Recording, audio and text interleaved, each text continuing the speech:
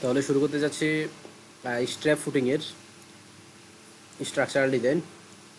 প্রথমে strap footing কখন ব্যবহার করা হয় সেটা নিয়ে আলোচনা করব। স্ট্র্যাপ ফুটিং মানে হলো আমাদের দুইটা ফুটিংকে একটা বিম দিয়ে কানেক্টেড করে দেওয়া। যে বিম দিয়ে কানেক্টেড করে দেওয়া হয় সেই বিমকে বলা হয় স্ট্র্যাপ বিম।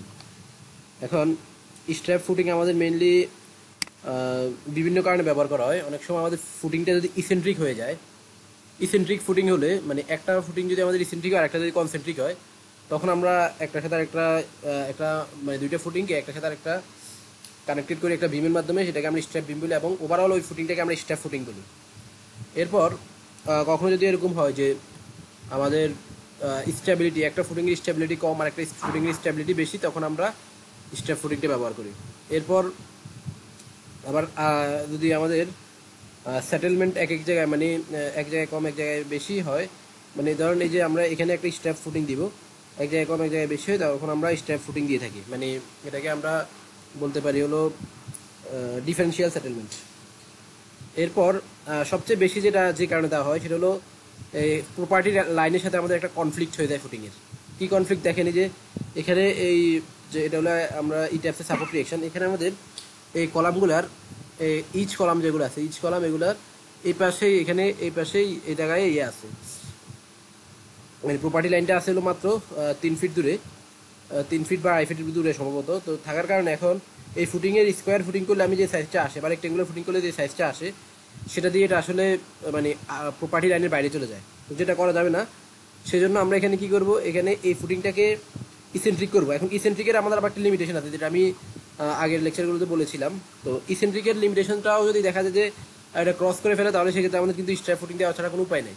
সেজন্য আমরা স্ট্র্যাপ ফুটিংটা দিব তাহলে এখানে। তো দেখেন এখানে আমি যে এক্সাম্পলটা দিয়ে দেখাবো যে এই কলামের জন্য যে ফুটিং এবং এই কলামের জন্য যে ফুটিং, এইখানে আমি একটা স্ট্র্যাপ ফুটিং দিব, মানে এই দুইটা কলাম নিয়ে একটা স্ট্র্যাপ ফুটিং। তো এখানে কেন দিব সেটা আমি দেখাচ্ছি। এই যে আমি অটোক্যাডে চলে এসেছি এখান থেকে, এটা হলো আমাদের প্রপার্টি লাইন, এই যে এটা ওই বিল্ডিংয়ের জন্য। এখন আমি এখানে যে লোড আসছে, আমরা যদি ফুটিংয়ের সাইজটা বের করি, এই দুইটা ফুটিংয়ের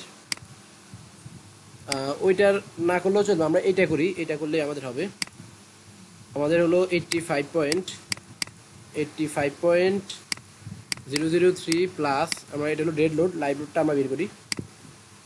লাইভ লোড হলো 21.5 আর কি, আমরা 22 ধরি, বাই হলো 2.34 যেটা আমাদের ছিল 2.34। আমরা প্রথম থেকে 2.34 সয়েল টেস্ট রিপোর্ট দেখে এটা করে আসতেছি, সেটাই আর কি মাটি সয়েলের কন্ডিশন এটাই। তো আমরা এখানে ওকে দিই, তাহলে দেখেন এখানে আমাদের আসতেছে, এটা আমরা যদি স্কোয়ার রুট অ্যান্সার দিই তাহলে আমাদের আসতেছে 7 ফিট বাই 7 ফিট আমাদের দিতে হবে এখানে। তো 7 ফিট বাই 7 ফিট যদি আমরা দিতে যাই, তাহলে আমি এখানে এই যে 7 ফিট বাই 7 ফিট এখানে এই ফুটিংটা দিয়েছি, এই যে 7 ফিট বাই 7 ফিট। তো 7 ফিট বাই 7 ফিট দেওয়াতে এখানে যে সমস্যাটা হয়েছে দেখেন আপনারা, এই ফুটিংটা প্রপার্টি লাইনের বাইরে চলে গেছে।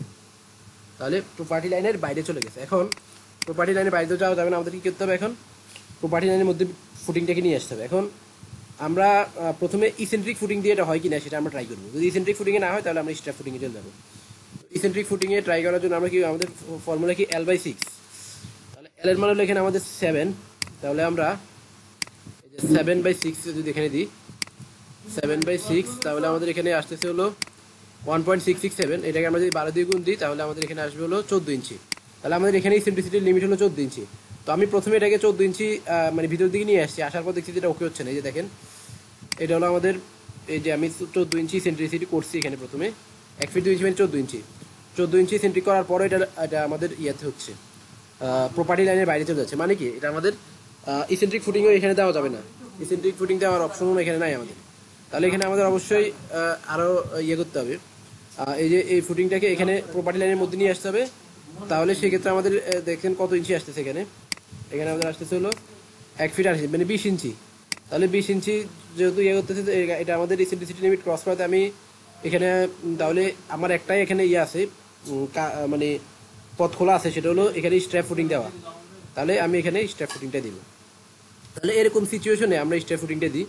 আবার কখনো যদি এরকম হয় যে ডিফারেন্সিয়াল সেটেলমেন্ট, এই যে এখানে এই ফুটিংয়ের একরকম সেটেলমেন্ট, মানে মাটির কন্ডিশন এক এক জায়গায় এক রকম, তখন এটা দেওয়া হতে পারে।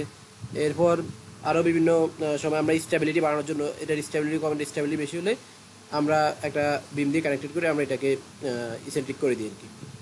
তো তাহলে আমি আশা করি আপনাদেরকে বুঝতে পেরেছি যে কখন বা কেন আমরা ইসেন্ট্রিক ফুটিংয়ে যাবো। তো আমরা মূলত এই যে এই ফুটিংয়ের জন্য মানে এই দুইটা কলামের জন্য আমরা ইসেন্ট্রিক ফুটিংটা প্রোভাইড করবো। এই যে এইটা এবং এইটা, এখানে আমাদের দুইটার মধ্যে মানে কলামের সেন্টার টু সেন্টার ডিস্টেন্স হলো 13 ফিট, এই 13 ফিট এটা আমি দিয়েছি এখানে।